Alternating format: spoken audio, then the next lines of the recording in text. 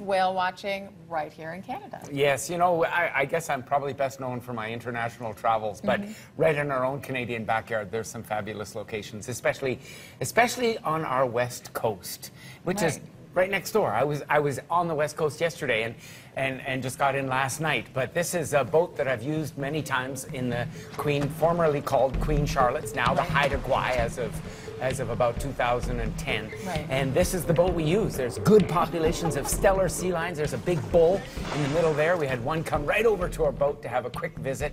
There's some introduced deer on the islands, which shouldn't be there, and they've been eliminated on some of the islands, but their populations are big. There's a black bear that was turning over rocks. Now, I actually filmed this black bear on the coast of Alaska last year, but in Haida Gwaii, there are some of the biggest black bears around, and they also get that big from the wonderful fishing that they can do. Right. Good birding, about 140 species in Haida Gwaii Park. There's some alcids, which are, I guess, the northern equivalent of penguins. They fill that same niche, but of course they can fly. And my wife walking through the woods here, and here's a bracket fungus that I came up to.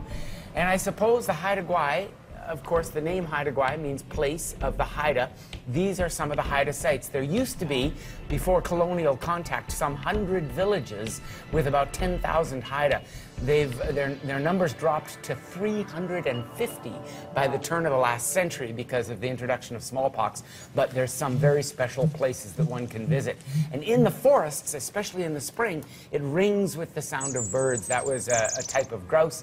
Here's a little, small songbird from the canopy forests. And I suppose the thing that I like the best about all of these sailing trips is getting into quiet waters like this. Oh, it's so beautiful. This is crack of dawn, having our morning coffee with that morning fog on the water, and then, of course, evening sunset. It is such a spectacular part of the world.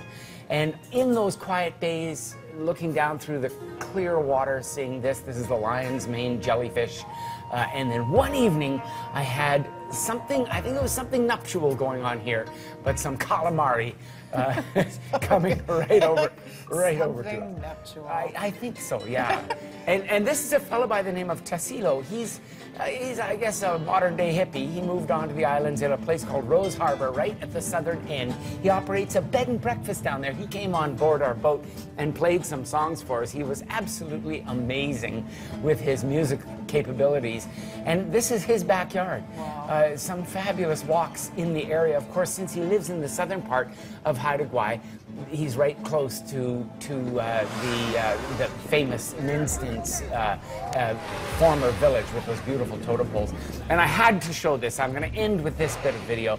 These are some humpback whales that came over to us. The Queen Charlotte's Haida Gwaii isn't necessarily known for its fabulous whale watching, but in the last decade or so, the populations have increased, and it's now theorized that the humpback whale population on our west coast is back to what used to be pre-hunted level numbers. So in other words, their population, it's very exciting. Yeah. These three whales came over and played with us for about an hour. They trained us to run from one side of our boat to the other because they kept going underneath our ship, making us run from one side to the other to watch them. And it seemed the more excited we got, the more excited the whales got. Wow. You know, these are big-brained animals, yes, and very social animals. There's a final goodbye breach at the very end, and here's our wee tot of wine at the end of the day. A beautiful West Coast moment. Wow, thank you. I felt very swept up in that. That was incredible. What a beautiful part of Canada and the world.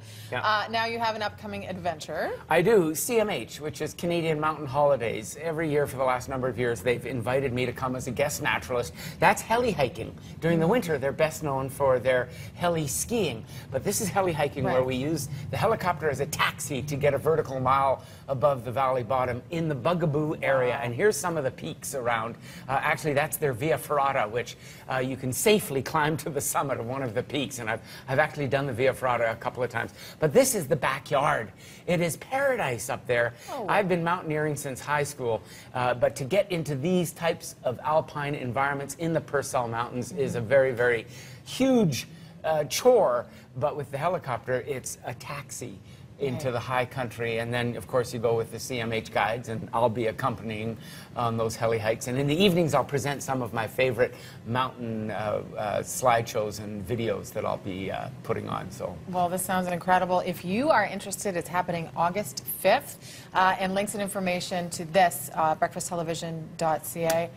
Always a wonder having you here, Brian Keating. Thank you very much for this. You bet. We're going to check out